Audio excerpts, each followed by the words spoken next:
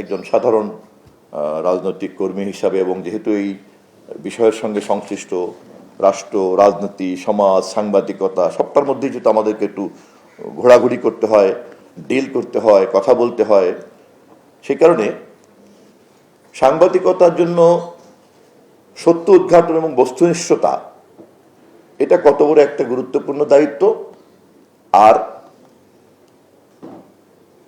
একটা জনকল্যাণের দিকে ধাবিত করার যে দায়িত্ব, যেটা টু সাম এক্সটেন্ট অ্যাক্টিভিজম, অবশ্যই এটা একটা বড় কাজ।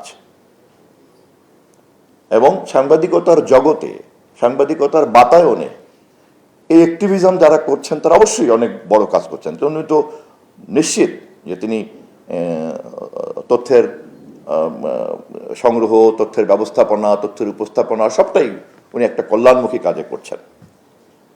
অতএব শুধুমাত্র বস্তুনিষ্ঠতা বা সত্য অনুসন্ধান করা পর্যন্ত কিন্তু ক্ষান্ত না, ওটা করছেন, করার পরে আবার তারপরে ওটাকে উনি জনকল্যাণের দিকে ধাবিত করছেন।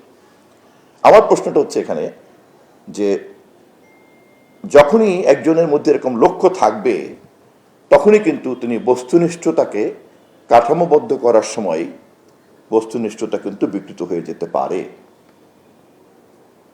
আমার কমপ্লিটলি ডিসকাশনটা কিন্তু আমি একজন মন্ত্রী হিসাবে করছি না। আমি দুঃখিত, বিশেষ করে সাংবাদিক ভাইদেরকে অনুরোধ করব যে এটাকে নিউজ কন্টেন্টের মধ্যে নিয়ে যান। আমি জাস্ট একাডেমিক আলোচনা করছি। আমি নিজেও রাষ্ট্রবিজ্ঞানের ছাত্র ছিলাম, সমাজবিজ্ঞানের ছাত্র ছিলাম। বিষয়টা আমার জন্য শেখার জন্য অনেক গুরুত্বপূর্ণ, সেই বিবেচনাতেই কথাটা আমি তুলছি।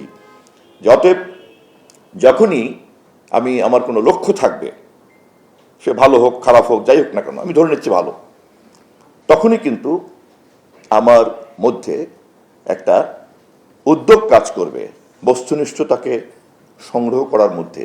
কারণ হঠাৎ করে যদি বস্তুনিষ্ঠতা দেখা যায় যে আমার লক্ষ্যের সঙ্গে সামঞ্জস্যপূর্ণ হচ্ছে না, তখন কিন্তু আমার আকাঙ্ক্ষা এবং আবিষ্কৃত সত্য, উদ্ঘাটিত সত্য মুখোমুখি দাঁড়িয়ে যাবে।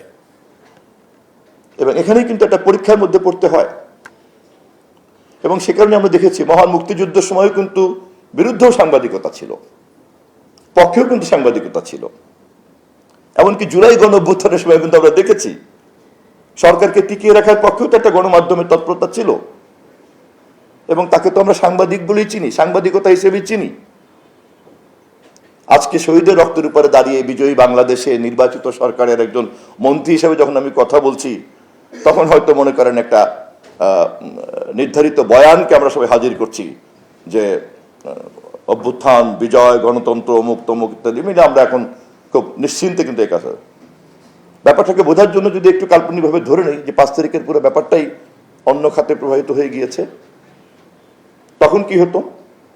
তখন এই সাংবাদিকটাই নুরুল কবির সাহেব এখানে থাকতেন কিনা, বাঁচতেন কিনা, আমি এখানে আসতে পারতেন, তো এটাই তো প্রশ্নের মধ্যে দেখা দিত।